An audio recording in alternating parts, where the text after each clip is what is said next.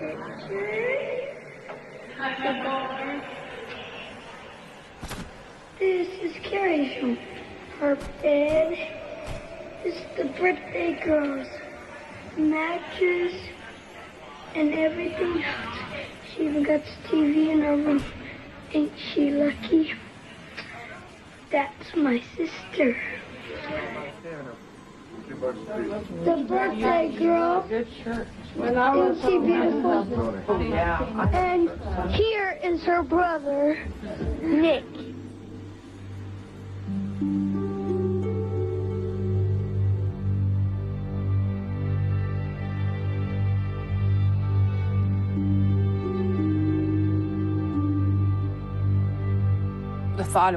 Pensar en lo que le podrían haber hecho te provoca pesadillas. Así es.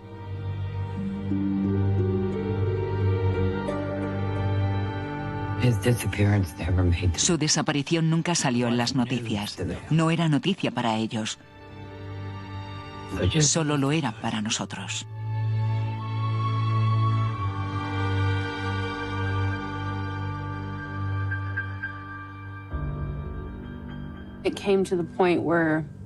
Se llegó al punto en el que sabes que no lo vas a encontrar vivo, pero quieres saber qué le ha pasado.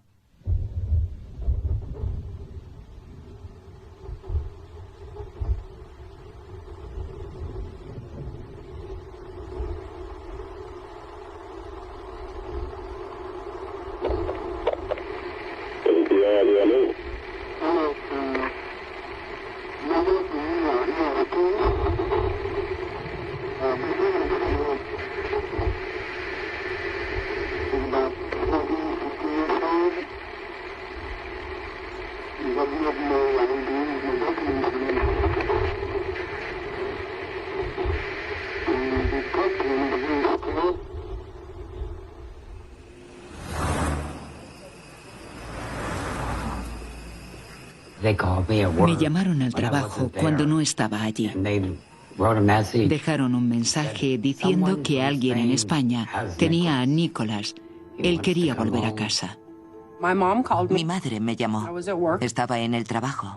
Me dijo, no vas a creer esto.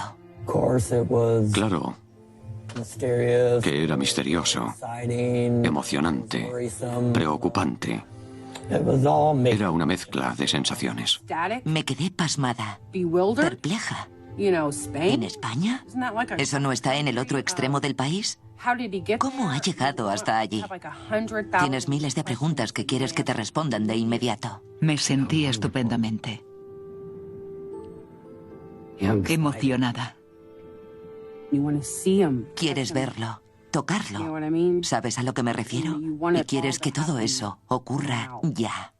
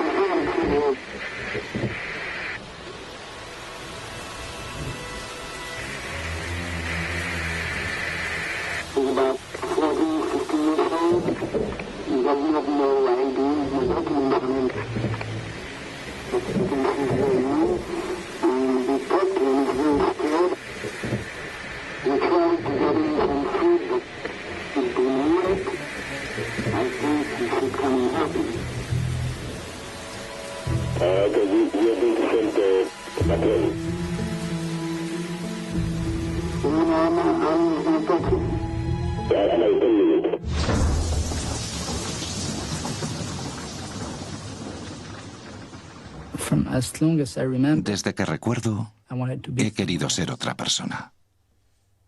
Sentirme aceptado.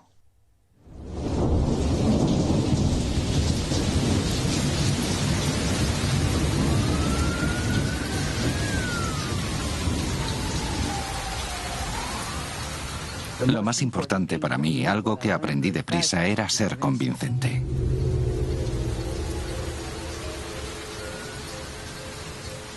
Cuando la policía llegó, debía meterles en la cabeza que tenían a un niño delante, no a un adulto. Así que era muy importante que me comportara como tal.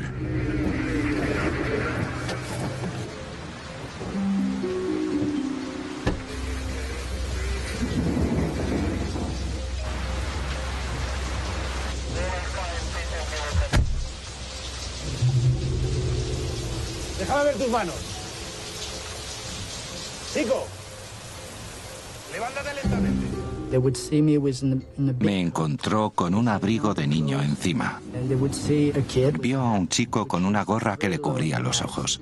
No podía ver mis ojos. Déjame verte. ¿Qué haces aquí solo? ¿Quién ha llamado? Quería provocar un sentimiento de culpa. Tranquilo, tranquilo. Ven, vamos. De ser un adulto cerca de un chico muerto de miedo. Cuando ves a un chico que rehúsa el contacto físico, no deja que lo toques o que te acerques, te das cuenta de que algo va mal. Ya ven, por aquí. Vamos a entrar en el coche. En la comisaría por lo menos estarás calentito, ¿ok? ¿Qué haces aquí? ¿Qué es lo que te ha pasado? ¿Ok? Tranquilo. No fui yo quien les dijo que habían abusado sexualmente de mí. Les hice que me lo preguntaran por mi actitud, por mi forma de hacer las cosas. Quienes lo creían eran ellos y eso me dio poder. ¿Cómo te llamas? Dinos tu nombre. ¿Dónde vives? ¿Vives con tus padres? No hablé mucho. Venga, dinos tu nombre. Solo tu nombre. Es muy difícil descifrar a un chico que a veces no dice nada. ¿Cómo te llamas? No hemos sacado ni una palabra. Solo dinos tu nombre. Ya. Si la policía no sabe quién es o de dónde viene un chico, no pueden retenerlo en comisaría. Sabía que al final tendrían que mandarme a un hogar de menores. Eso era lo único que quería.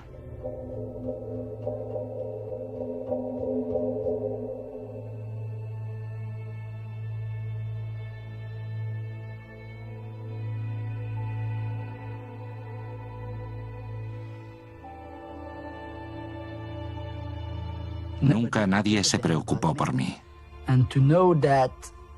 Sabiendo que si cambiaba de identidad, la recompensa sería que me mandaran a un sitio donde de verdad se ocuparan de mí. ¿Por qué no hacerlo? Había renacido. Había vuelto a nacer. Nunca nadie me dio una infancia, porque para dársela a alguien tienes que quererlo.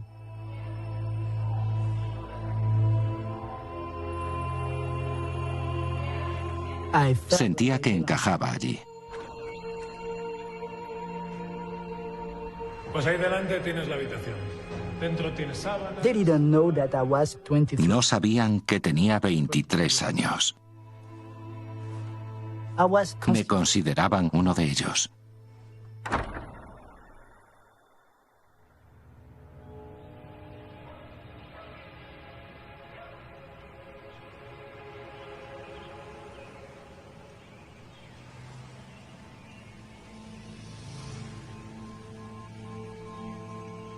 Le dije que estuviera en casa para cenar. Le di 5 pavos para que jugara al baloncesto y se fue. Llamó a casa para que alguien fuera a recogerlo. Él estaría probablemente a un par de kilómetros de casa. Pero como su madre trabaja hasta tarde y duerme durante el día, su hermano mayor, Jason, respondió al teléfono. Cuando me desperté, Jason me dijo que había llamado y que quería que lo recogieran, pero Jason no quiso despertarme. Así que le dijo que tenía que volver andando. Ese fue el día en que supimos de él por última vez.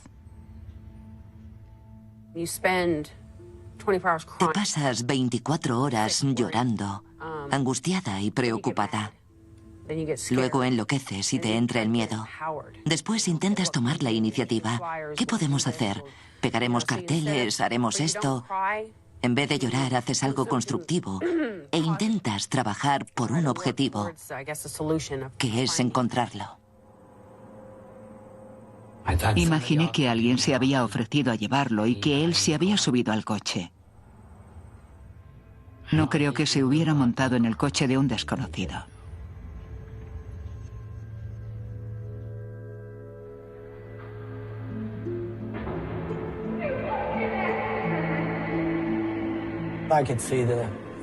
Podía ver el dolor y el sufrimiento por el que estaban pasando.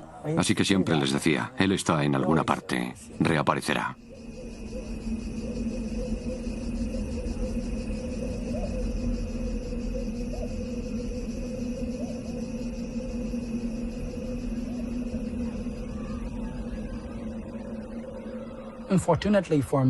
Desafortunadamente para mí, era uno de esos sitios inusuales de España, donde no soportan tener a un chico sin documento de identidad, ni ninguna prueba de quién es.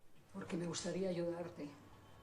Me gustaría que me contaras qué ha pasado. Querían saber a toda costa quién era, de dónde venía.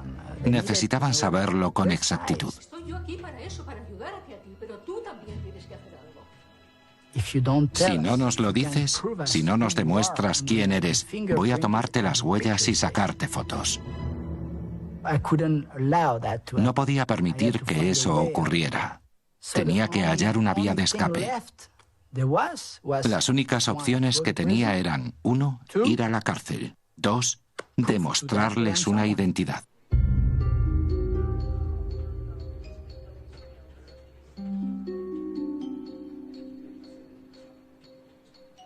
Les dije que era estadounidense, que había huido de casa y que estaba dispuesto a contactar con mi familia, pero que quería hacerlo yo mismo. No quería que mi familia recibiera una llamada de la policía, un fiscal o un juez de España. Quería hacerlo yo mismo. Les dije que tendría que pasar la noche en la oficina porque vivía en los Estados Unidos y allí la hora es distinta. Si me dejaban en la oficina, al día siguiente tendrían la información que querían.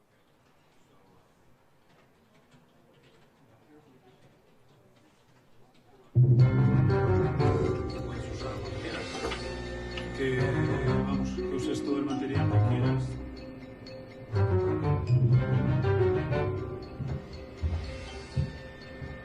En la oficina nadie podía oírme. Sabía que podía hacerme pasar por cualquiera al teléfono. Podía convencer a cualquiera de lo que fuera.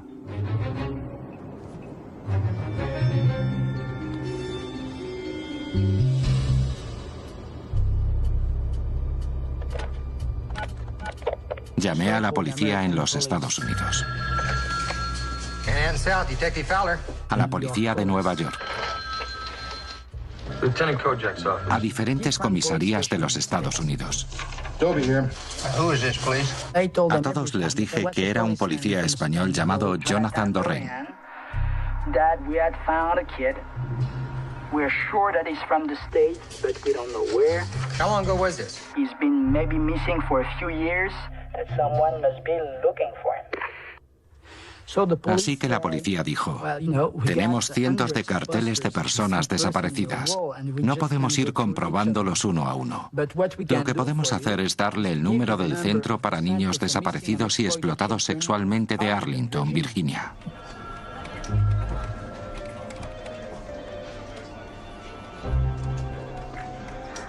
Center for Missing and Exploited Children, Lorraine speaking. How may I help you? We have a kid in a shelter, certainly is American, who is about 14, 15 years old. The problem is we don't know who he is, we don't know I described myself. Me describí. Los detalles que di fueron aquellos que sabía que podía controlar. Quería ser lo suficientemente impreciso para que ella contemplase varias opciones. Dijo, quizá tenga algo. Tenemos a un chico de San Antonio desaparecido desde el 13 de junio de 1994. Se llama Nicholas Barkley. Le dije, ¿puedes enviarme una descripción por fax? En mi cabeza era un agente de policía con Nicholas Barkley junto a mí, intentando confirmar su identidad, como haría cualquier policía.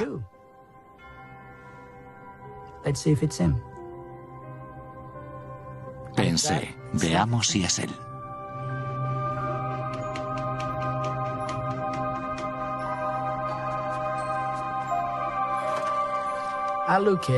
Miré la vieja foto en blanco y negro. Bueno, llevar perdido 3 o 4 años te garantiza una cosa, que habrá cambios. Si había cambios, habría dudas. Si había dudas, tendría una posibilidad. Algo en mi cabeza decidió que podía hacerlo, que tenía que intentarlo.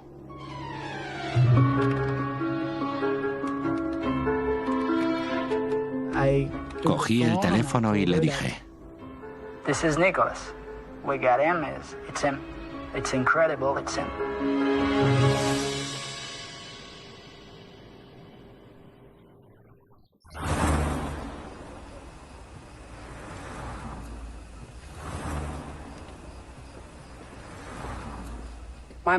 Mi madre me llamó y me dijo, ¿estás sentada? No vas a creer esto. Le respondí, ¿qué, mamá? Y ella dijo, la policía cree haber encontrado a Nicholas en Linares. Yo pregunté, ¿en qué parte de Texas está Linares? Hay muchos pueblecitos en Texas. Me dijo, no, en España. Y yo, ¿en España?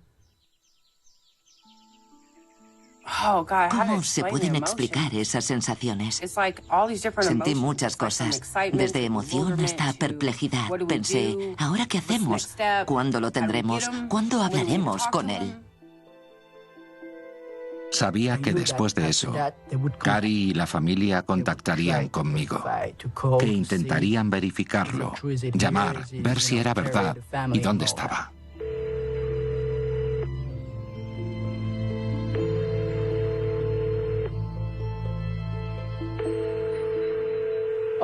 La primera vez que conseguí hablar con el albergue, me pusieron al teléfono con Jonathan Dorren. Me dijo que trabajaba allí, que era quien hablaba con Nicholas y que obtuvo la información de él sobre quién era. Cuando llamó le dije que Nicholas estaba sentado junto a mí, pero que estaba asustado y traumatizado y no quería hablar con nadie. Sonaba muy preocupado.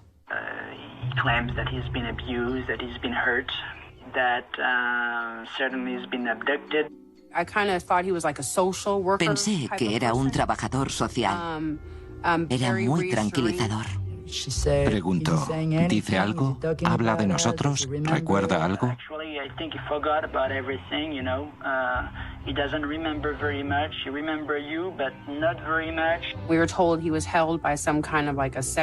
Nos dijeron que había sido retenido por una red de esclavitud sexual, que se había escapado y que lo encontraron deambulando por la calle.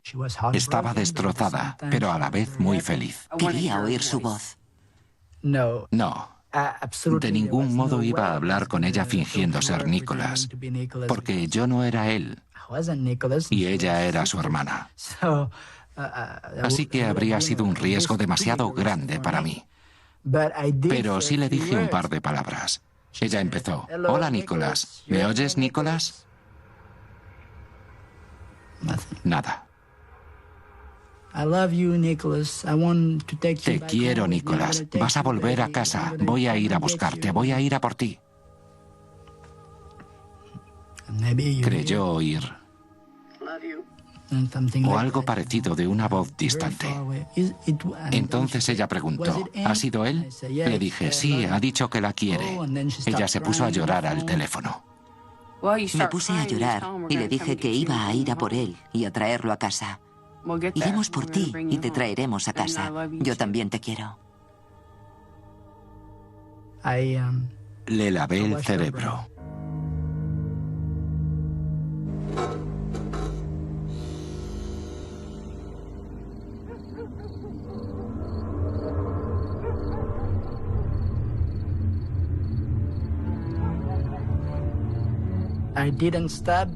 No me detuve porque no pensé en detenerme.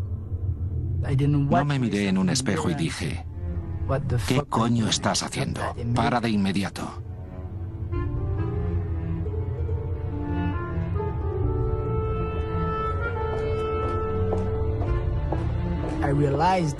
Me di cuenta de que había superado un límite. Ya no fingía tener otra identidad. La había robado.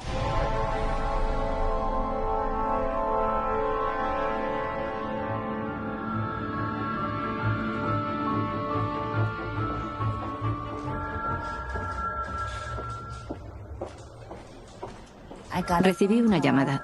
¿Puedes telefonear a Cary Gibson? Me quedé atónita por lo que dijo Cary. Así que lo primero que le pedí fue que cuando el FBI y el Departamento de Estado de los Estados Unidos les ayudaran a volver aquí a ella y a su hermano, tenía que entrevistarme con él de inmediato.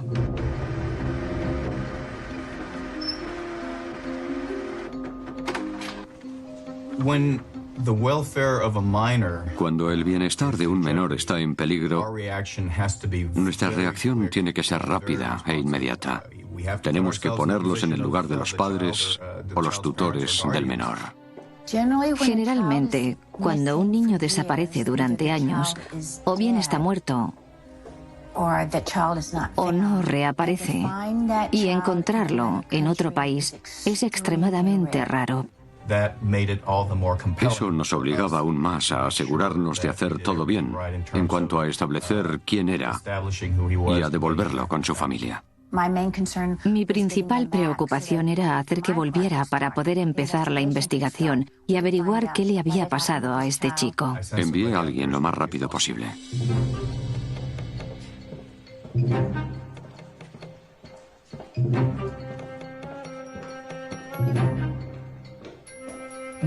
Al día siguiente todo se escapó de mi control. El Centro para Niños Desaparecidos y Explotados Sexualmente me envió un folleto. Había una foto de Nicholas en el momento de su desaparición.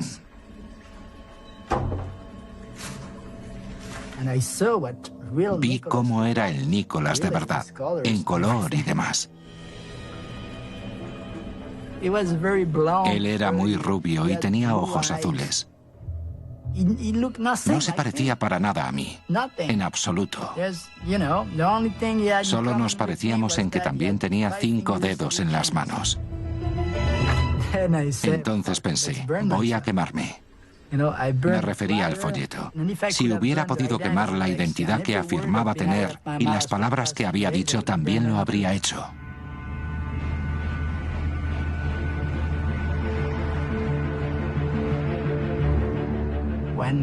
Cuando todo el mundo me dice que la embajada estadounidense va a venir y que no me preocupe, que van a cuidar de mí, bueno, ya no podía hacer nada.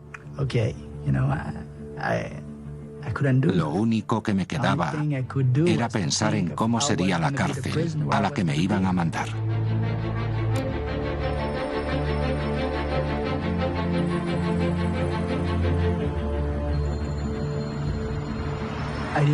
No sabía qué hacer. De verdad, no sabía qué hacer.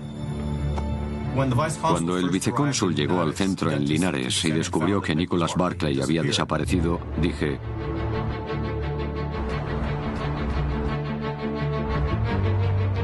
intenta encontrarlo.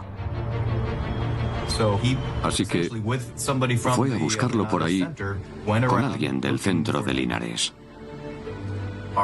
Nuestra prioridad era su seguridad y reunirlo con su familia. Intenté huir como habría hecho en cualquier otra parte.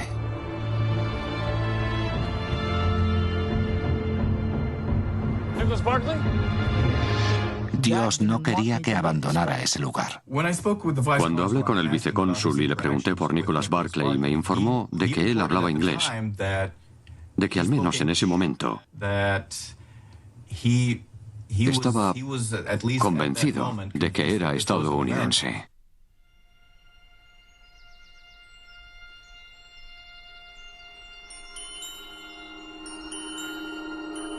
Cuando desperté la mañana siguiente, todo era normal.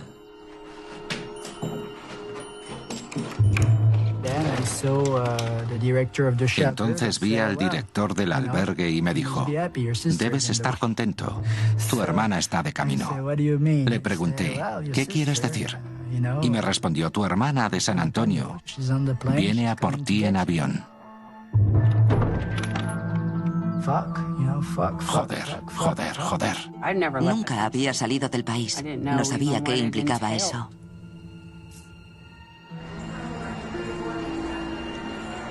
Sabía que mi madre no podría soportar el viaje. No podría. Yo tenía que hacerlo. Tenía que ir por él y traerlo de vuelta, donde estaría a salvo. Debería habérseme ocurrido. Debería haber pensado en las consecuencias. Imagina por un momento que eres el padre de un chico que lleva desaparecido 3 años y 4 meses y que lo encuentran en Colombia. ¿Qué harías? ¿Qué sería lo primero que harías? Yo me subiría a un avión. No pude dormir desde 2 días antes del vuelo. Tenía miedo, pero también esperanza. Porque quieres llegar ya, verlo, abrazarlo, olerlo. Solo quieres llegar. No puedes prepararte para hacer de una persona que no conoces. No podía ser Nicholas Barclay, porque no lo conocía. En ese momento ni siquiera sabía si era zurdo o diestro. Eso era un problema. Me monté en el avión e intenté dormir. No funcionó.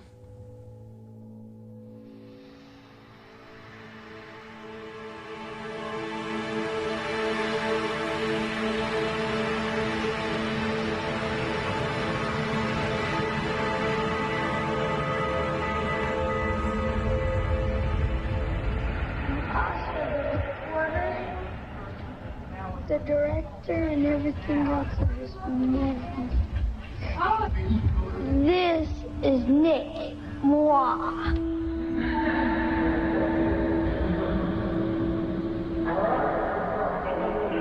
Se creía un adulto. Lo llamábamos el niño viejo. Era muy difícil disciplinarlo. Si se decidía a hacer algo, no había manera de impedírselo. Se había fugado antes, durante una noche o 2. Se enfadaba con mamá y decía: me marcho, buscaré otra familia, que os den. Y cosas así. Se iba, mi madre averiguaba dónde estaba y aparecía al día siguiente. No era el perfecto niño bueno e inocente. Era un niño de ciudad que había aprendido mucho en la calle. It's nice to meet you. I am the director. See, ain't I beautiful? Tenía un pelo rubio precioso. Parecía un duendecillo. Era rubio, tenía ojos azules y cuando sonreía podías ver que sus dientes estaban un poco separados.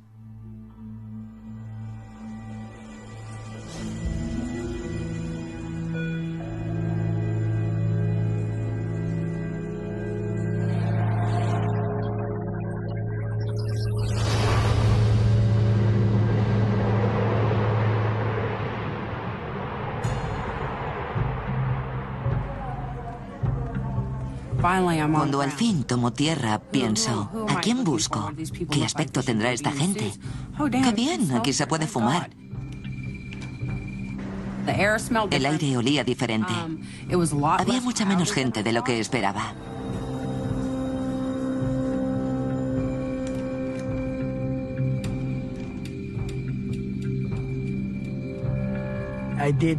Hice todo lo que pude por tener una posibilidad. Compré un producto para teñirme el pelo de rubio. Fueron ellos quienes se me acercaron. No sabía a dónde ir. Nos subimos a un coche y nos pusimos en marcha.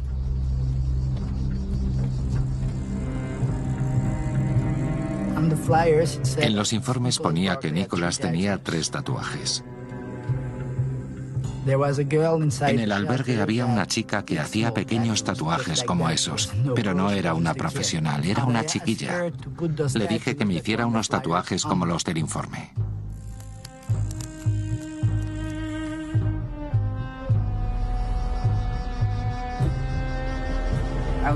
Yo no hablaba. Así que una mujer se dirigió a mí. Me mantuvo distraída explicándome el paisaje todo el camino que hicimos en coche.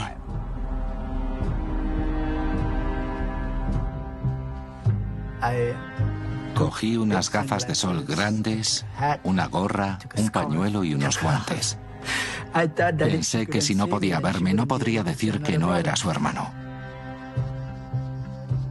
Nos detuvimos a tomar unos refrescos. Me pareció bien que tuvieran Coca-Cola. Sentía ansiedad porque tardábamos mucho. Minutos antes de que llegara, estaba seguro de que estaba acabado. De que me iban a arrestar y quizá a pegar, porque iban a enfadarse mucho. Recuerdo que entré en una sala de espera y que hablé con un par de personas del albergue que me dijeron que se había encerrado en su cuarto y no dejaba entrar a nadie. Al fin, alguien llamó a la puerta y dijo: Nicholas, tu hermana está abajo. Te está esperando. Está aquí. Bajé unas escaleras y salí a un patio. Había unos chicos jugando con una pelota. Alcé la vista hacia una ventana y dije: estoy aquí, ven, quiero verte y abrazarte. Recuerdo que lo vi asomarse a la ventana. Estaba seguro de que en cuanto la hermana me viera, se enfadaría y diría que yo no era Nicholas.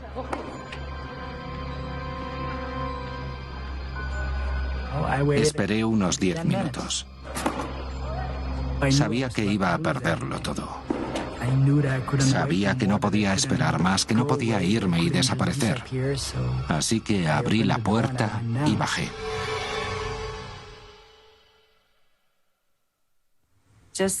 Fue una sensación de inmenso alivio.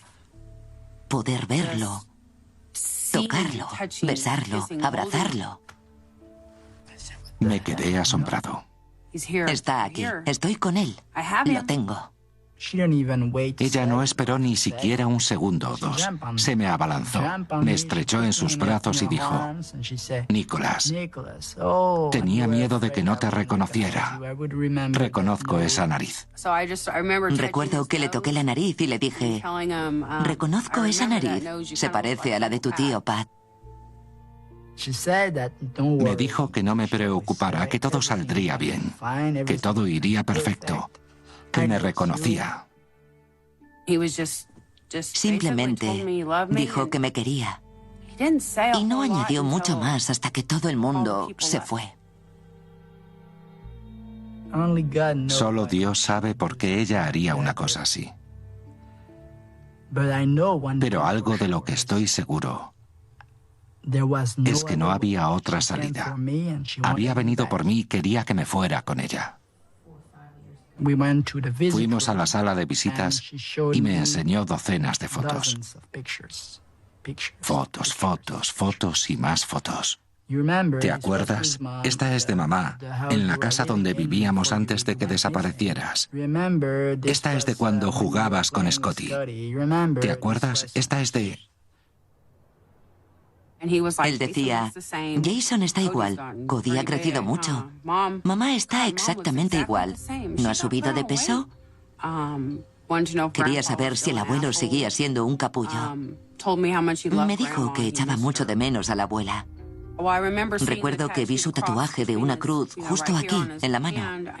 No podía parar de pensar lo mucho que se parecía al tío Pat y en lo sorprendida que estaría mamá por cuánto había crecido. Dijo que su aspecto era muy distinto, que había crecido y que estaba muy callado, muy retraído. Hablaba con un acento muy raro, siempre en susurros, como si se estuviera ocultando de algo. Recordé que había vivido cosas terribles. Ya no era el mismo. No era el Nicholas que había desaparecido 4 años atrás. Había sido secuestrado, torturado y quién sabe qué más. Ya no era la misma persona.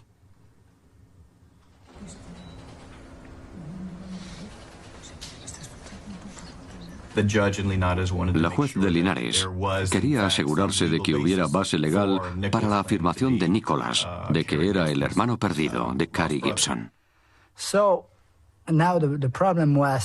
Ahora el problema era que la hermana y el oficial de la embajada juraban que yo era Nicholas Barkley. Pero la policía, el fiscal y la juez no estaban convencidos en absoluto. La juez insistió en entrevistas por separado. Una de las pruebas en esas entrevistas era un álbum de fotos familiar. La juez me dijo: escucha, el único modo de que pruebes que de verdad eres Nicholas es a través de fotos que no has visto antes. Voy a mostrarte 5 de ellas. La primera, bien. La segunda, bien. La tercera, bien. La cuarta, bien. En la quinta me equivoqué. Pero ya era tarde. Estaba convencida de que era Nicholas Barkley. Puedes sentarte.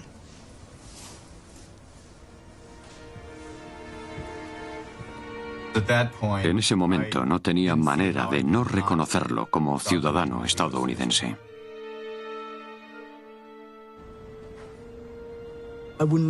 Si Cary no me hubiera mostrado esas fotos, no habría podido hacer nada. Me hicieron una foto sin gorra, sin nada, en la que se me veían los ojos. Por la Constitución de los Estados Unidos, juro ser ciudadano estadounidense. No era cierto, pero lo dije.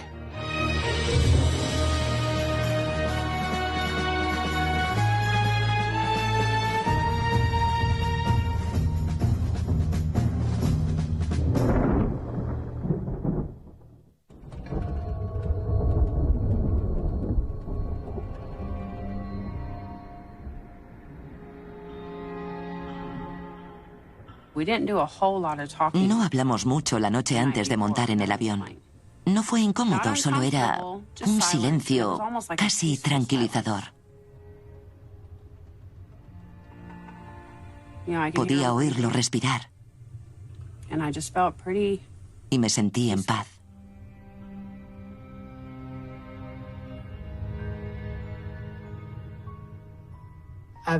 Llevaba pensando en huir incluso antes de conocerla.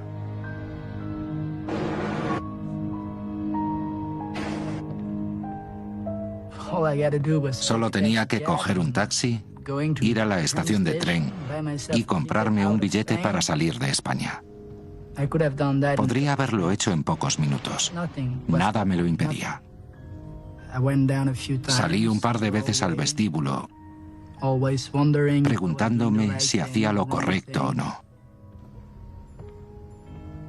¿Debería irme o quedarme? ¿Debería irme o quedarme?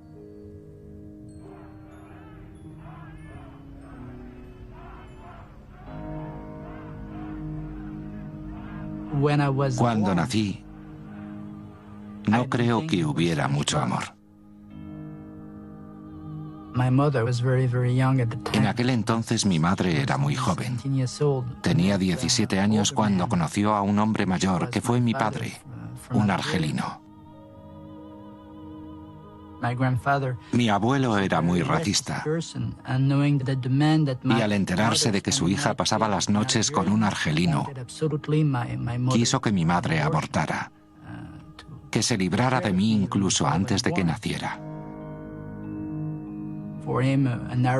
Según él, hay que bombardear a los árabes con armas nucleares. Y los negros son monos. Antes de nacer, definitivamente tenía la identidad equivocada. No sabía que ya estaba preparado para no saber quién era. Una nueva identidad y un pasaporte estadounidense real. Podría ir a los Estados Unidos y asistir al colegio allí. Vivir con esa familia y ser alguien. Nunca más tener que preocuparme por ser identificado. Vi la oportunidad. Esa mujer había pasado por tanto para llevarme con ella a una familia que tenía otros chicos y parecía quererse. Alguien así tenía que ser bueno. Tenía normas enfrentadas en mi propia cabeza.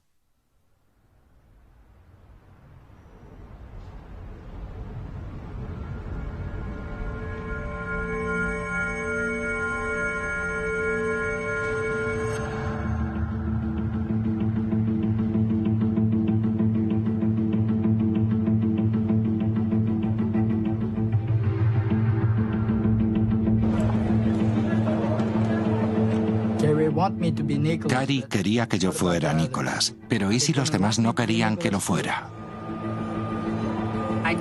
No entendía por qué estaba tan nervioso. No paraba de moverse, de ir al baño, de mirar a la gente y a mí. No dejaba de observarme. Siempre estaba mirándome. Lo achaqué a que estaría asustado por volver a casa. Y no sabíamos qué le había pasado o cómo funcionaba su mente. Quizá temía que no lo reconocieran o que mamá ya no lo quisiera. Me van a matar. Y pensé que sería mejor que el avión se estrellase.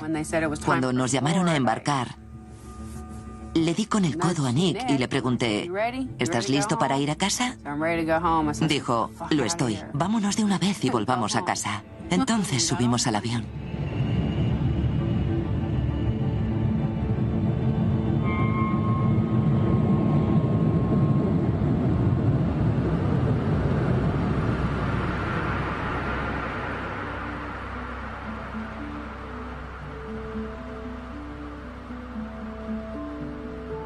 Estaba bastante nerviosa, esperanzada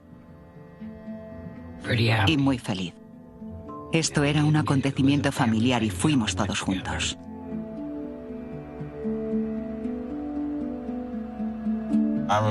Recuerdo esa noche minuto a minuto. Creo que estábamos mi abuela, mi hermana, mi padre y yo. Subimos en mi coche y fuimos a por mi madre y Nicolás.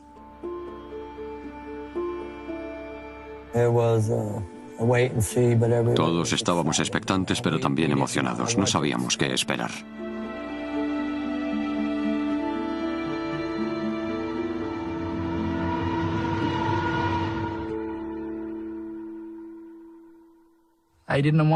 No quería salir del avión. Quería esperar y prepararme.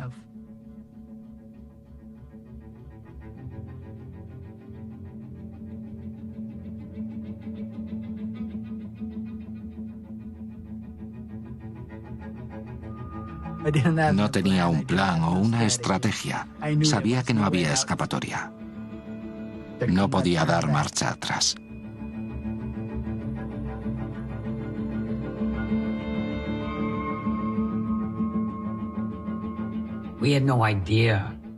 No sabíamos a qué clase de persona recibíamos, quién volvía.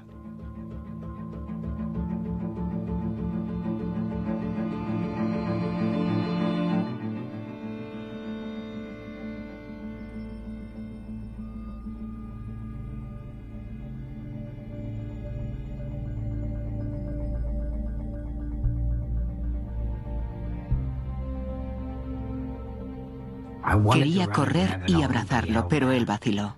Así que me acerqué, le cogí la mano, lo abracé y le dije que lo había extrañado.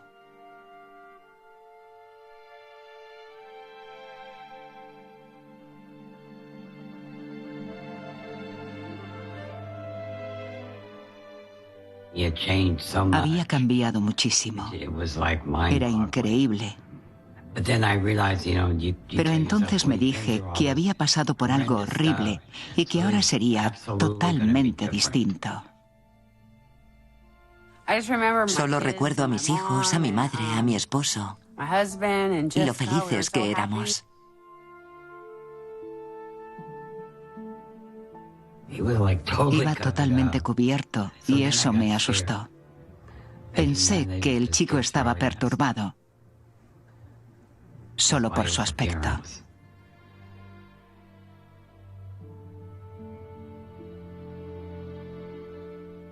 Estaba muy callado y distante.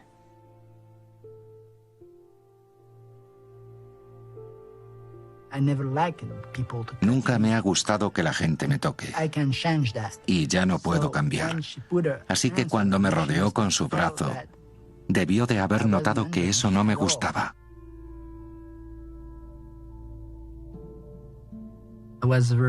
Estuve muy frío, reservado y no hablé con la gente. Aunque estaba muy feliz, no se me notaba.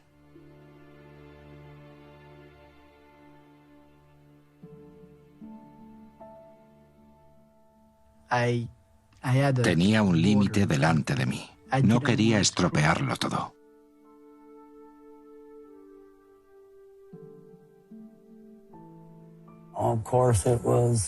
Por supuesto que lo recibimos con los brazos abiertos y con ganas de llevarlo a casa.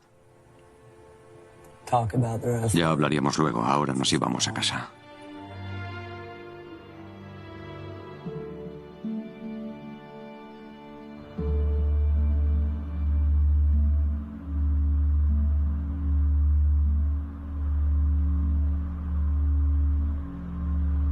Lo observé todo el camino a casa en el coche y su incomodidad era evidente.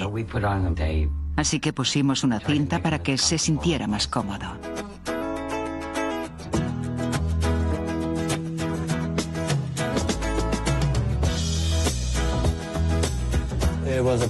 El viaje a casa fue muy silencioso. Todos íbamos callados, pero a la vez emocionados.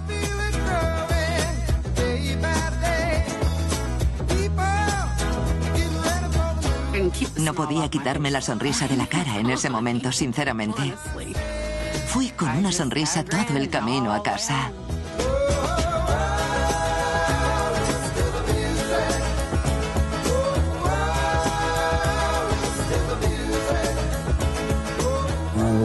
Simplemente estaba muy feliz.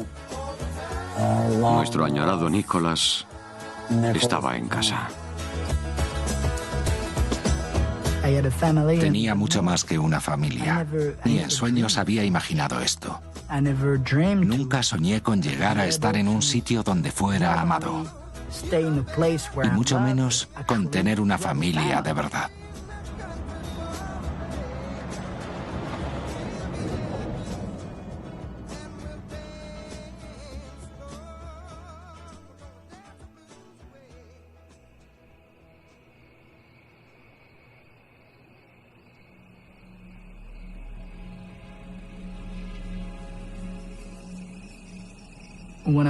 Cuando me desperté en Texas,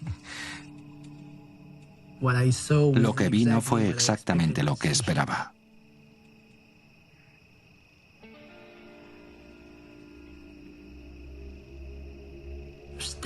Para mí, los Estados Unidos eran grandes ciudades, con edificios altos y gente por todas partes. Cuando abrí los ojos me di cuenta de que era oficial, que me llamaba Nicholas Patrick Barkley, que había nacido el 31 de diciembre de 1980, que todos en la familia me llamaban Nicholas y que daban por sentado que mi verdadero nombre era Nicholas. Me dijeron, vale, nos vamos a ir de compras, Nicholas.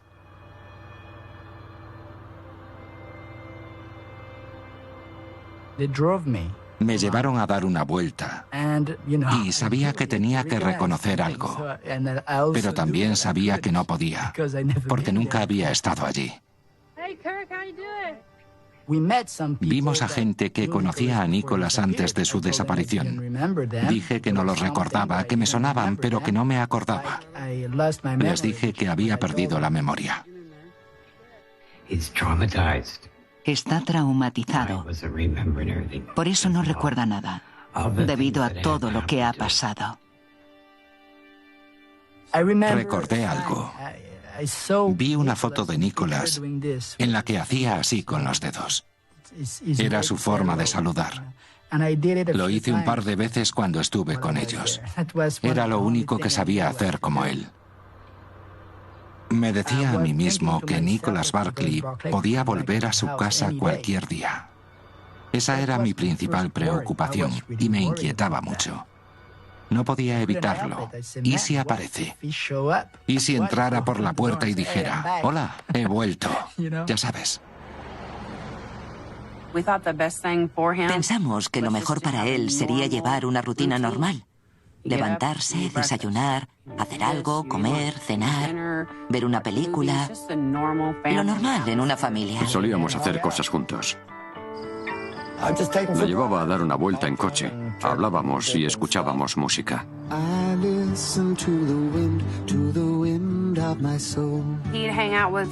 Antes quedaba con Cody y sus amigos. Después del colegio se iban al parque a jugar y hacía lo normal que hacen los adolescentes. Ya le gustaba una chica del barrio, Amy. Quedaban, se llamaban por teléfono y se ponía rojo cuando hablábamos de ella. La única persona que no había conocido de la familia Barkley era Jason, el hermano de Carrie. Finalmente vino a verme. No me miró como si fuera Nicholas. Tampoco se esforzó en fingir. Me dijo, buena suerte, y se marchó.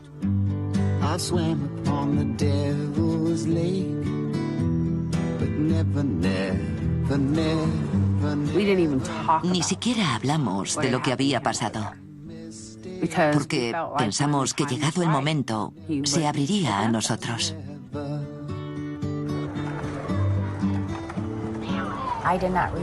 No recibí ninguna llamada de la familia para informarme de que Nicholas había vuelto y que me pasara a hablar con ellos para ayudarlos.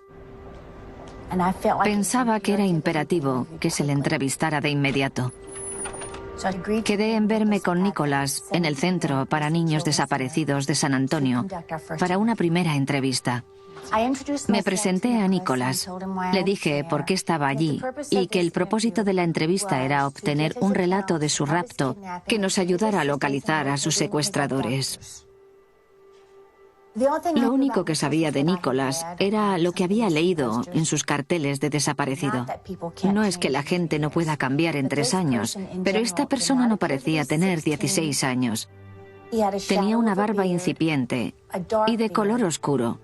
Dudo que Nicholas hubiera tenido una incipiente barba negra con 16 años, siendo rubio. Parecía estar muy nervioso y se mostró muy incómodo durante todo ese tiempo.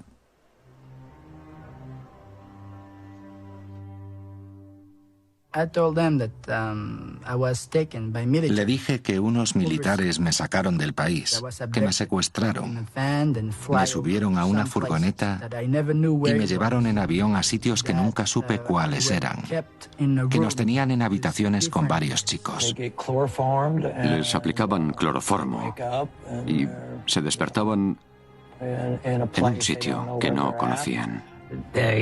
Militares de alto rango los sometían a abusos sexuales. Todas las noches violaban o abusaban de los chicos, hombres estadounidenses, europeos o mexicanos. Me rompían las manos, en particular la derecha, con un bate de béisbol. Lo quemaban y le daban de comer insectos. Nos torturaban. Le rompieron los Le dedos. rompieron el pie izquierdo con una palanca. Me violaron. Mantenían a los chicos a raya con tácticas de intimidación militar. Experimentaron con nosotros. Le metían agujas en los ojos. Les ponían auriculares con chillidos y gritos en varios idiomas. En español una voz les repetía una y otra vez que no eran ellos. Si hablaba en inglés, le pegaban. Trasladaban a los chicos en aviones militares. Nunca sabíamos a dónde íbamos. La identidad de los chicos fue alterada cambiando el color de su pelo, de sus ojos y de otras formas. Siempre llevaban uniforme. Le echaron un líquido en los ojos. Lo venderían como esclavo sexual. El color de sus ojos cambió de azul a marrón usando este líquido. La puerta no estaba cerrada y escapé por ella. Salí a un gran vestíbulo donde había otra puerta. De algún modo logré salir fuera y corrí. Horas después, descubrí que estaba en España.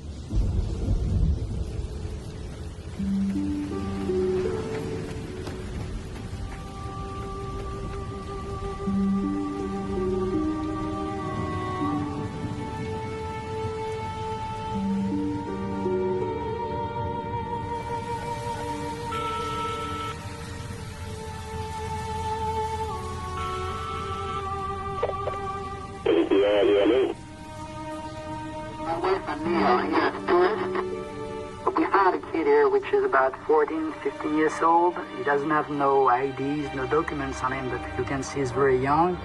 And we talked to him, he's very scared. Era una profesional, pero se notaba que estaba horrorizada. Cuando me fui estaba conmocionada, porque escuchar una historia tan horrible como esa provoca efectos secundarios emocionales. Él conocía este tipo de actividades. Una persona normal no se sienta y se inventa una historia horrenda. No mentiría así. No entraría en detalles sobre torturas o asesinatos de niños. Nada de eso. Parecía normal. Había sido torturado. Le habían quedado marcas. Sus manos rotas no habían sido tratadas por un médico. Cojeaba. Tenía quemaduras de cigarrillo desde la nuca hasta los tobillos. A esta persona o bien le habían pasado esas cosas o era un actor fantástico. No sabía cuál de esas opciones era la verdadera. Les dije que sentía mucho lo que les había pasado, que encontraríamos a los culpables y que pondríamos fin al trauma por el que había pasado.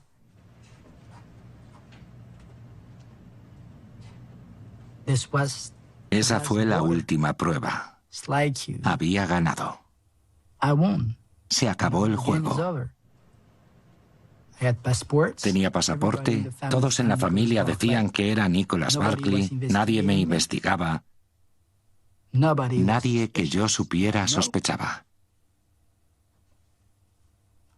Caray, estaba feliz. No podía creerme la suerte que había tenido.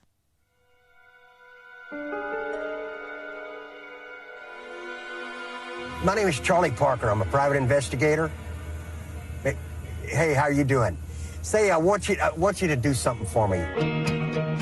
I know dark clouds gonna gather around me. I know my way will be rough and steep. Your beautiful feet latches before me. I got a call back in November.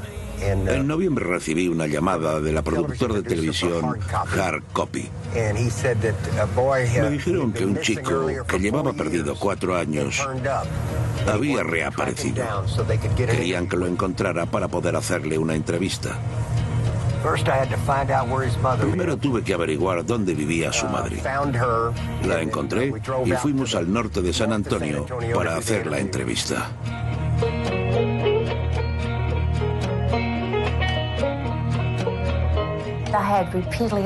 Les pedí repetidas veces que evitara a los medios de comunicación. Si lo que Nicholas nos había dicho tenía algo de cierto o de rigor, si había militares posiblemente involucrados, lo último que queríamos era que saliera en la portada de un periódico o en la televisión y que el secuestrador se enterase de nuestra investigación. is Eyewitness News at 10. He disappeared without a trace 3 years ago. Tonight, a San Antonio boy is back home.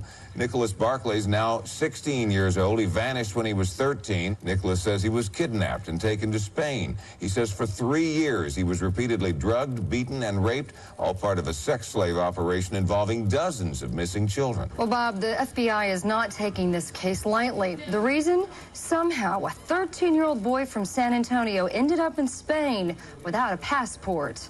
June 19th, 1994, Nicholas got into a fight with his family, so he came here to Fort Sam Houston to play basketball. 2 young boys approached him. He started talking. The next thing he knew, there was a cloth over his mouth, and Nicholas passed out. He claims his captors changed his appearance to make him unrecognizable. He was no longer allowed to speak English. Did they rape you all every night? Me? No, because they didn't rape me every night. Some of them, they like more. Some of the kids, they like more. They rape them usually 2 or 3 times a week. Quería la atención de los medios para hacer a Nicholas aún más real. Para que la gente creyera de verdad que yo era Nicholas. Y que me quisieran aún más por eso. Lo prepararon y le pusieron un micrófono y las cámaras encima. Me puse detrás de un estante como por casualidad. Allí había una fotografía del verdadero Nicholas Barclay. Podía mirarlo a él y a la foto al mismo tiempo. Cuando vi la fotografía, noté que el niño tenía los ojos de color azul grisáceo y ese hombre los tenía marrones. En ese momento se me erizó el pelo de la nuca. Algo no cuadraba. Algo iba mal. Les pedí que consiguieran una foto de sus orejas. Necesitaba algo así. Había leído que Scotland Yard usó ese método para rastrear a James Earl Ray, el que mató a Martin Luther King. Lo identificaron en el aeropuerto de Heathrow por sus orejas. Sabía que ese era un método de identificación tan bueno como las huellas dactilares. Puse la foto en mi bolsillo y me la llevé. Cuando volví a mi oficina, metí las fotografías en Adobe Photoshop.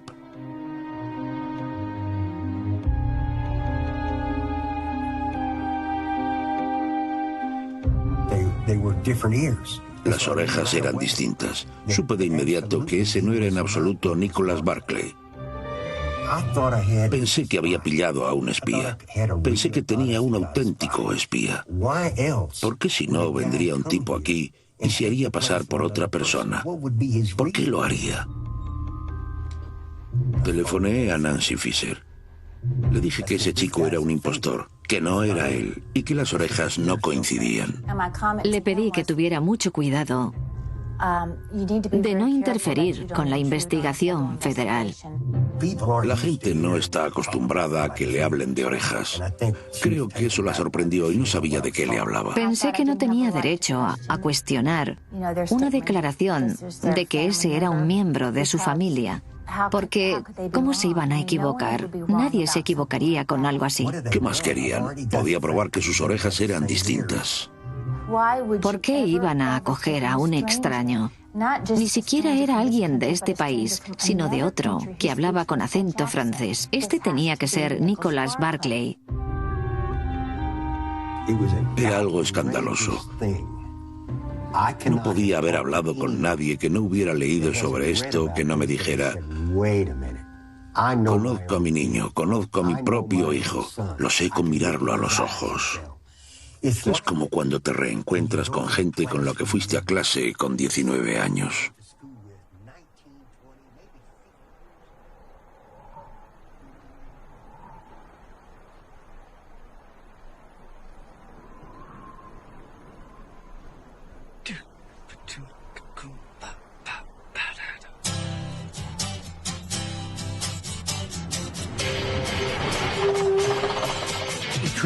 Para mí el sueño americano empezó de verdad cuando me subí a ese autobús escolar con otros estudiantes.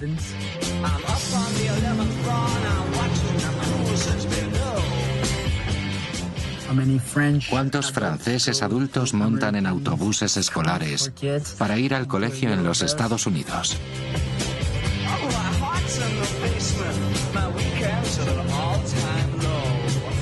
Parecía imposible. Era algo propio de una película, pero no del mundo real.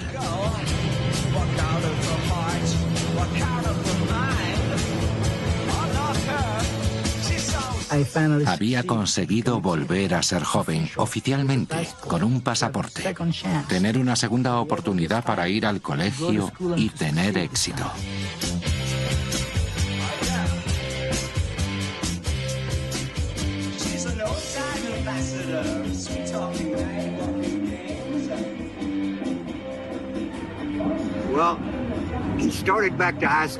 Cuando empezó a ir al instituto me preocupé de verdad. No sabía qué iba a hacer. Tenía un caso de verdad. Este tipo mentía sobre su identidad y la familia lo acogía. Me esperaba que cualquier día pusiera una bomba en una base aérea o en una instalación militar. Estaba removiendo cielo y tierra para determinar los detalles del secuestro de Nicholas. ¿Quién y cuándo le habían secuestrado? ¿En qué circunstancias? Casi no tenía información, porque toda la que nos daba era muy general. No podía facilitarnos nombres, lugares o fechas. No podía darnos nada. A la familia se le dijo que llevábamos a Nicholas a Houston, porque había pasado por un trauma. Así que necesitaba que un experto lo ayudara a superarlo.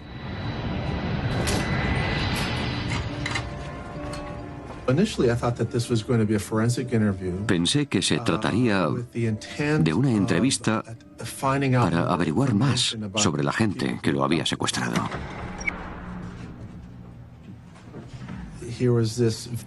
Vi llegar a un chico pálido. Me presenté y en cuanto me respondió, supe enseguida, dentro de mí, que algo no iba bien, que algo no encajaba. Hablé con él mucho tiempo. Me pidió que repitiera las historias que les había ido contando a todos.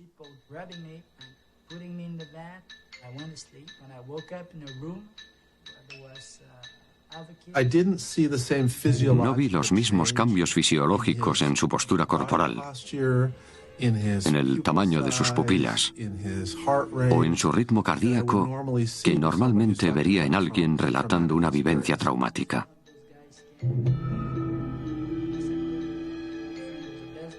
No podía hablar en inglés sin acento francés. Esa era una pista acerca del desarrollo de su cerebro y de su capacidad de lenguaje. Alguien no puede ser educado hasta los 6 o 7 años en una familia de habla inglesa y de repente 8, 9 o incluso 10 años después no poder hablar inglés sin acento. Podía garantizar que ese chico no había sido criado en un hogar de habla inglesa. No sabía quién era, pero la persona que estaba entrevistando no podía ser Nicholas Barclay. El peor escenario posible se había presentado y eso no me gustó. La investigación dio un giro de 180 grados. Pasó de un punto a otro totalmente opuesto. Inmediatamente llamé a Carrie Gibson y le dije, el doctor Perry ha determinado que esta persona no puede ser su hermano porque no es estadounidense. Podría ser un sujeto muy peligroso. Ella gritó, ¡Dios mío! Le dije que no estuviera en el aeropuerto, que yo me ocuparía y me haría cargo de ese individuo, que no tenía por qué llevarlo de vuelta a su casa y vivir con él. Ella estuvo de acuerdo.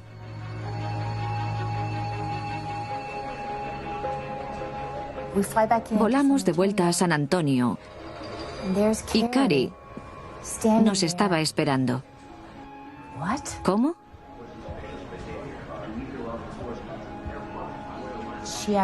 Actuaba como si no hubiéramos tenido esa conversación. Parecía emocionada de verlo y le preguntó cómo había ido el viaje. Me quedé mirando un rato. En ese momento, llamé a la oficina del fiscal y pregunté qué debía hacer. El fiscal adjunto me dijo que lo dejara irse con ella por ahora. Recibió a esa persona en su casa como si fuera su hermano, y yo no tenía ni idea de por qué se comportaba así, ya que en mi conversación con ella le había afirmado que este hombre no era su hermano. No recuerdo que ella lo dijera con esas palabras. Quizá tenían tantas ganas de que fuera Nicholas que aseguraron que lo era, pero empezaba a ser ridículo. No podía ignorarlo. No era capaz de ignorar algo así. Empecé a ir al vecindario para saber más sobre el verdadero Nicholas Barclay. Entrevisté a los vecinos. Intenté averiguar lo que pude sobre el chico, su familia, sobre qué pasaba y por qué Nicholas se marcharía. La policía solía venir unas 2 o 3 veces al mes.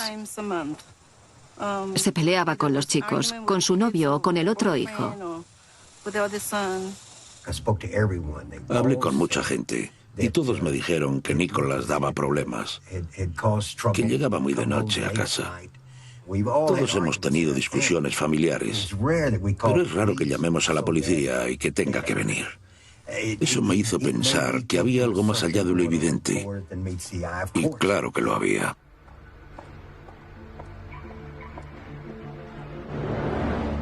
Sabía que unas muestras de ADN probarían que no era Nicholas Barclay.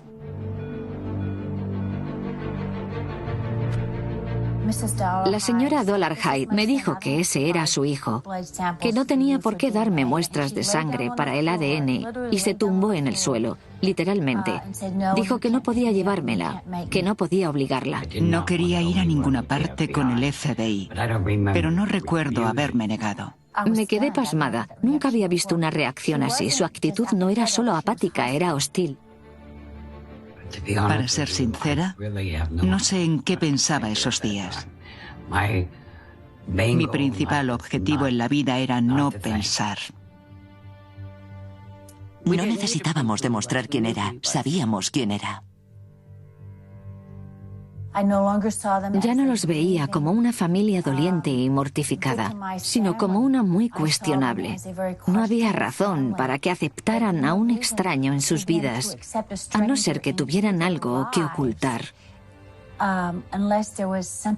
Esa sería la única causa. Ocultaban algo y no sabía qué era.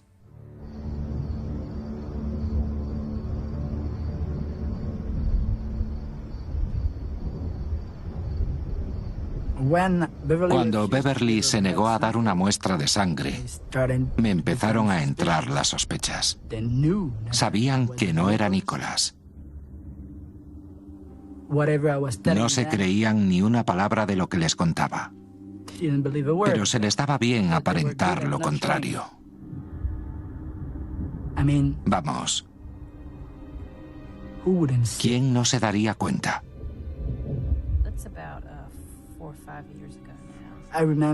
Recuerdo que en España, Cari lo hacía todo por mí. Cuando no sabía algo me lo decía. Se te ha olvidado todo, pero vas a recordarlo. Esta es mamá en el sitio donde vivimos, ¿te acuerdas? Esta es Chantel, ¿te acuerdas de ella? Es tu sobrina, mi hija. ¿Te acuerdas de esto? ¿Te acuerdas de esto? No paraba de repetir eso. Quería meterme esas cosas en la cabeza para que no se me olvidaran. No era capaz de decir que no era Nicholas. ¿Se lo creyó de verdad? Yo diría que no. Ni por un segundo pensó que era su hermano. Decidió que yo iba a ser su hermano. Creo que me desperté en un sitio en el que las mentiras eran aún más grandes que las mías. Ellos fingían tanto como yo, incluso más.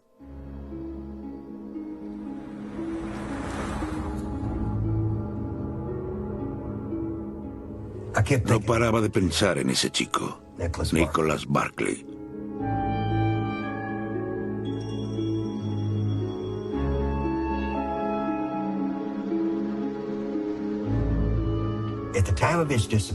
En el momento de su desaparición, vivía con Beverly y su hermano Jason en la casa de la calle Swallow.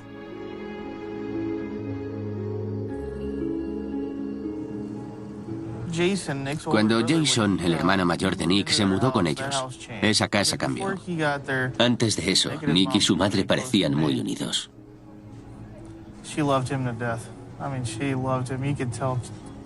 Ella lo amaba con toda su alma y se notaba. Él era la luz de sus ojos. Jason era un vago, un drogadicto, y solo le importaba él mismo. Cuando entró en esa casa, hizo que las cosas empeoraran mucho. De hecho, creo que empujó a su madre a tomar drogas cuando se mudó. Esa casa se convirtió en una bomba de relojería.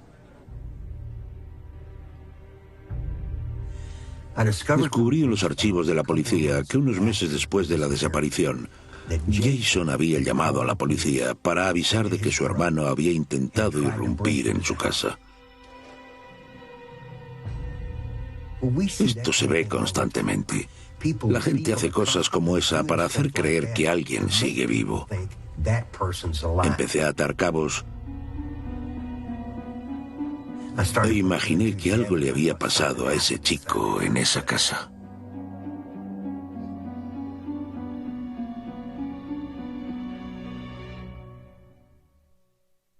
No necesitaba ser Colombo para poder encajar las piezas. Ellos lo habían matado. Unos lo hicieron, otros lo sabían y otros decidieron ignorarlo.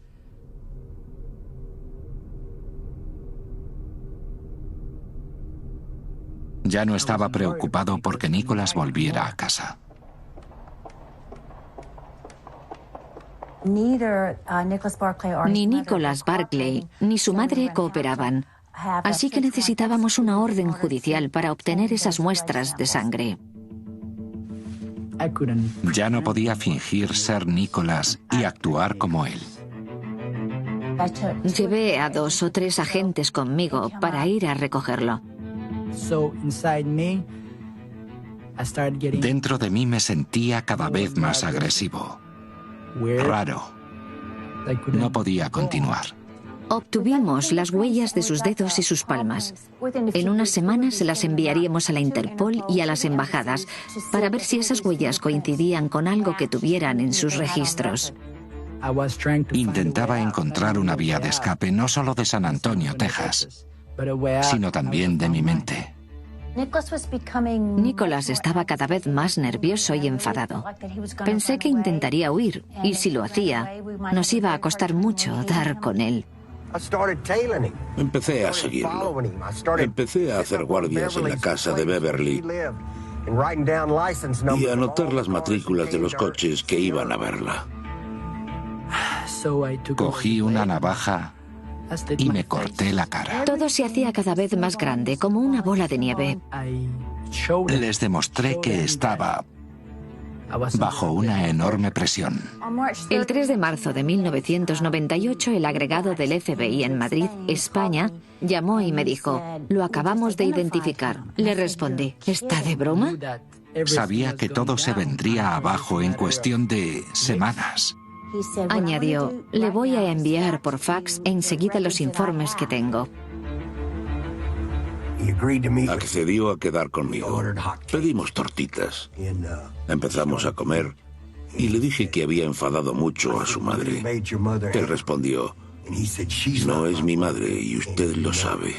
Pensé, ¿quién me lo iba a decir? Entonces me paré delante de la máquina del fax, esperando a que entrara el documento. Estaba dando gritos y saltos. De hecho, le dije: «Ahora más te vale revelarme quién eres de verdad». Estaba casi bailando y todos se felicitaban. Al fin íbamos a saber quién era esa persona. Mi corazón latía deprisa. Aún me late cuando lo recuerdo. Le pregunté: «¿Quién eres?».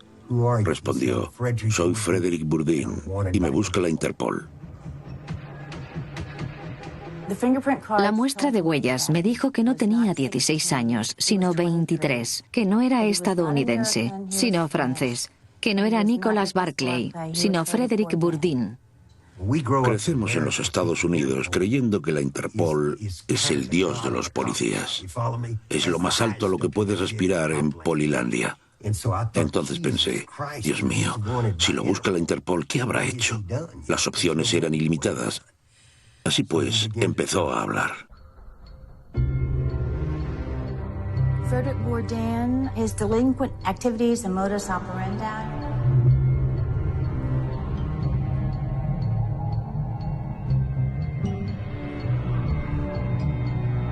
He has traveled throughout Europe, appearing at shelters for minors under different aliases. Frederick Beard, Spain, 1992. Benjamin Dionyson, Spain, September 1993. Shelter for Jimmy minors. Peter Manfred, Luxembourg, 1992. Henry Wright, Barcelona. He stated that he'd run away from his adoptive parents' house. Thomas Wilson, Brussels, 95.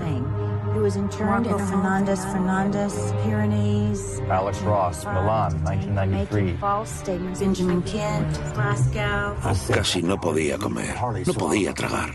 Robin Morans, Arnaud Orians. Deportation Shadjan order Raskovic. was issued against him. Mark Sullivan. He always wore glasses. Giovanni Petrullo. Made his identification. Michelangelo Martini. Alex Doe. Donovan McNeff. Thomas Wilson. Peter Sampson. William Thomas. Jimmy Sally. 93. Peter Robbins. 92. James Markey. 94. Frederick Cassis. 93. Jonathan Doran. Apparently, when he was in shelter for Francisco Hernandez Fernandez. 5. Shedgen Gutierrez. He was in Spain, prison. He tried 1997. self-mutilation. It's possible he may need psychiatric help.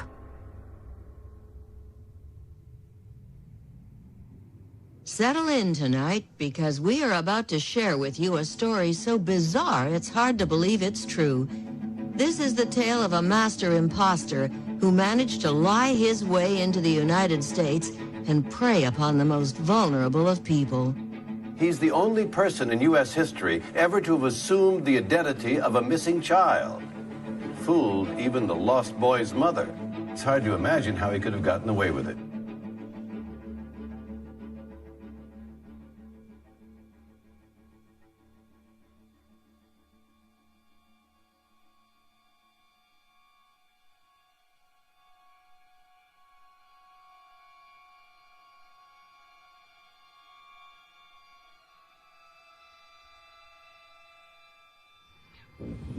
Sabíamos que se nos rompía el corazón,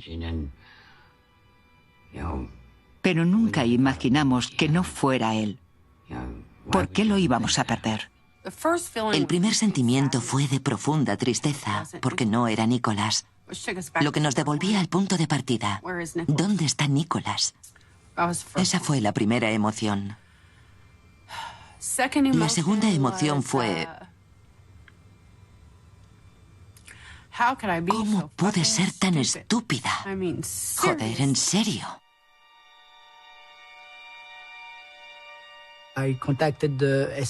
Me puse en contacto con la policía de San Antonio y decidí contarles que ellos lo habían matado. Basándonos en las acusaciones de Frederick Bourdin, se abrió una investigación de homicidio. La denuncia iba contra los miembros de la familia por ser partícipes en la desaparición del niño. Se nos contó que, mientras Frederick estuvo en la cárcel, dijo que mi madre le había confesado que ella y Jason habían matado a Nicholas y escondido el cadáver. Me acusaron a mí primero. Me puse histérica. Porque puedo estar loca, pero no soy violenta. Esta es la calle donde vivía el chico cuando desapareció.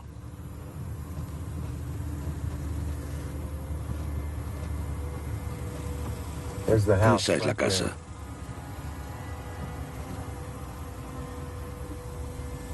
Creo que está enterrado aquí. Quiero entrar a hablar con Darryl. Ha accedido a dejarme excavar para ver si Nicholas Barclay está aquí. Si Beverly sabía que ese individuo no era su hijo, debía de haber tenido un fin último, que tenía que ser algo terrorífico, como para que aceptara a un desconocido en su hogar, haciéndose pasar por su propio hijo. Accedí a pasar por el detector de mentiras. Superó el polígrafo. Entonces, le dije al examinador, no entiendo nada de esto. ¿Puede repetir la prueba?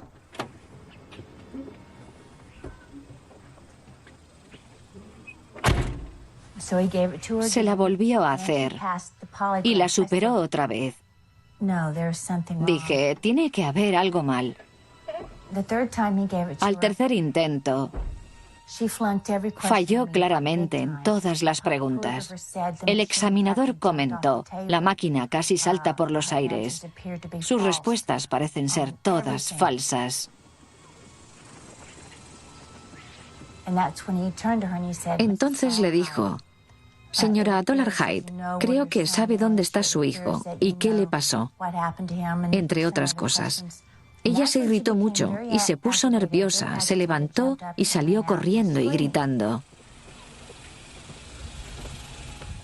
Mentí en lo de estar robando. Por eso fallé.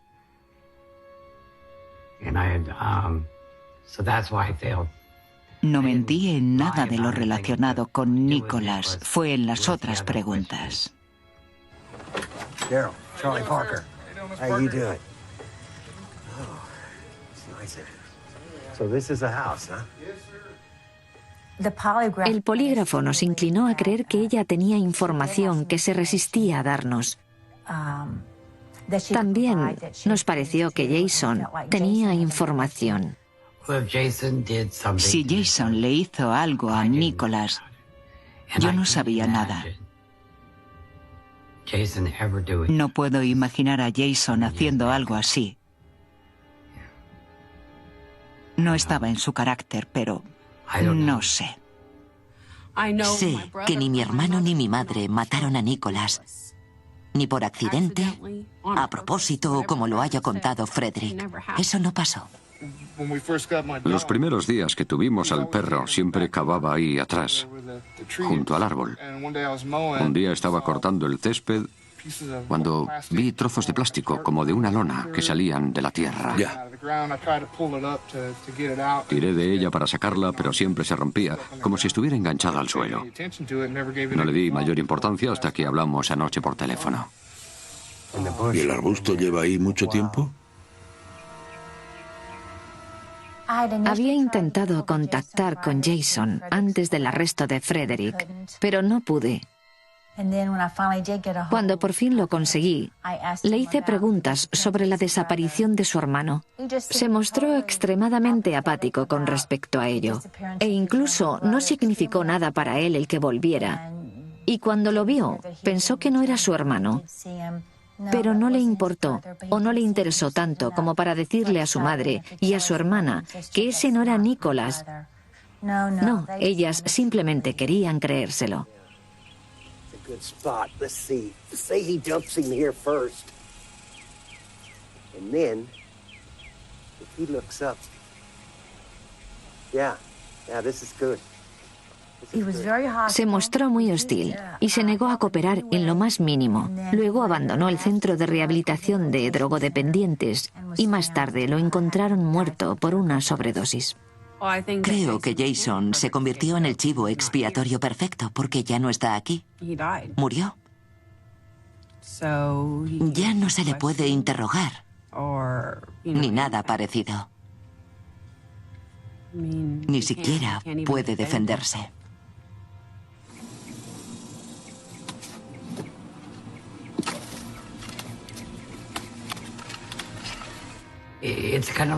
Es como una pesadilla. Te acusan de un montón de cosas. Todas ellas mentira, pero nadie te cree. Piensan que has tenido algo que ver. Es como cuando te metes en un lío por algo que no has hecho. Como cuando un niño te dice, yo no he sido, y tú le respondes, sí, claro. Pero yo no he sido. Pienso que sí, que la familia conoce el paradero de Nicholas Barclay. Creo que Beverly Dollarhide y Jason Dollarhide supieron en un momento dado qué le pasó a Nicholas Barclay. Quiero pruebas. Que me muestren algo que mande a la cárcel a alguien de mi familia.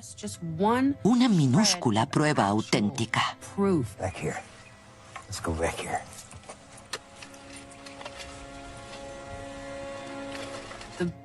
Para mí, la afirmación más graciosa e hilarante es que fuimos a recoger a un completo desconocido para ocultar el hecho de que matamos a Nicholas o de que alguien en mi familia lo mató. Cuando a lo largo de los 4 años que Nicholas estuvo desaparecido, fuimos los únicos que lo buscamos. ¿Por qué recogeríamos a un extraño para ocultar algo que no necesitaba ser ocultado?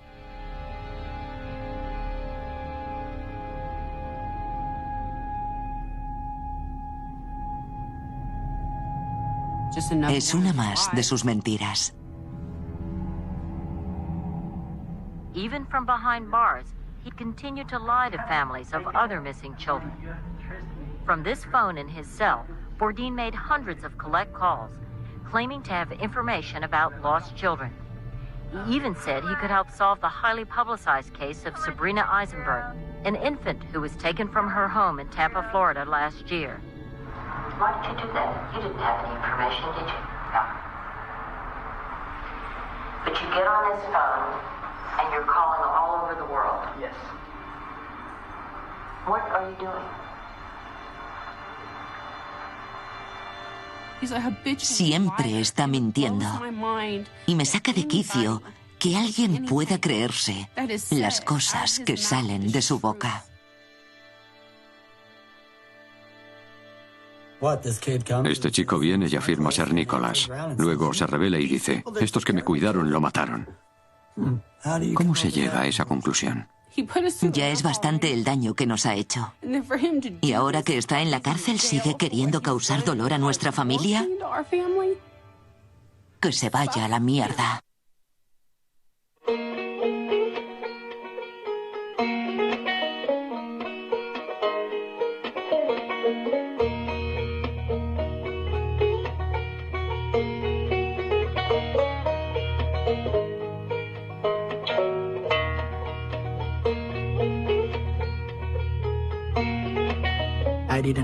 No me importaba lo que otras personas pensaran o sintieran. Me preocupaba únicamente por mí mismo, solo por mí. Lo demás me importaba un pimiento.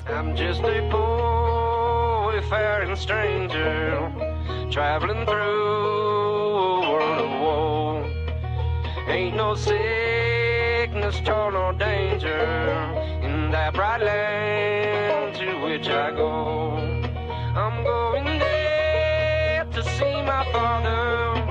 Said he'd meet me when I come. I'm only going over Jordan. I'm only going over home.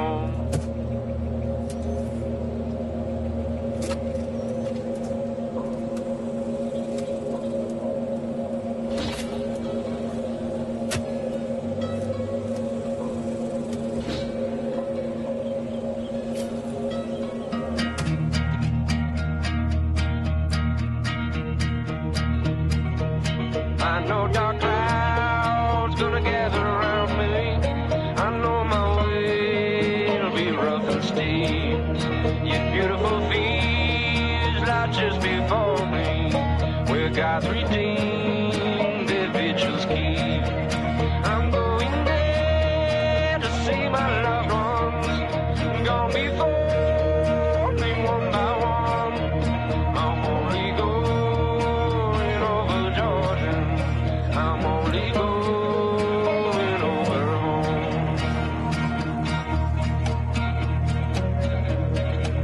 I'll soon be free from earthly trials.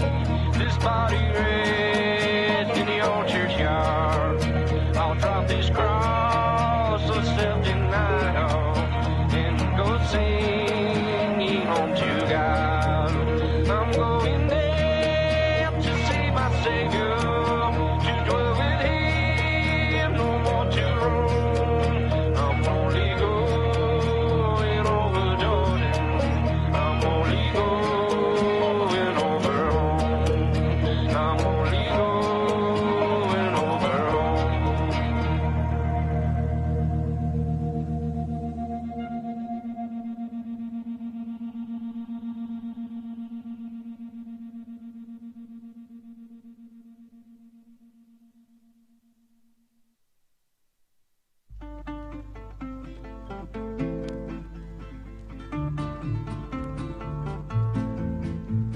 One night as I lay on my pillow, the moonlight as bright as the dawn, I saw a man a-walking.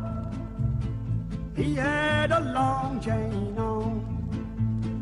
I heard his chain a-clanking. It made a mournful sound. Welded around his body, dragging along on the ground. He had a long chain on. He had a long chain on. He had a long chain on.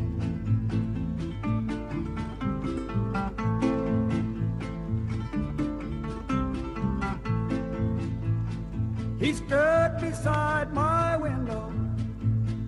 He looked at me and he said, I am so tired and hungry. Give me a bite of your bread. He didn't look like a robber. He didn't look like a thief. His voice was as soft as the moonlight. His face full of sorrow and grief. He had a long chain on. He had a long chain on. He had a long chain on. He had a long chain on. He had a long chain on.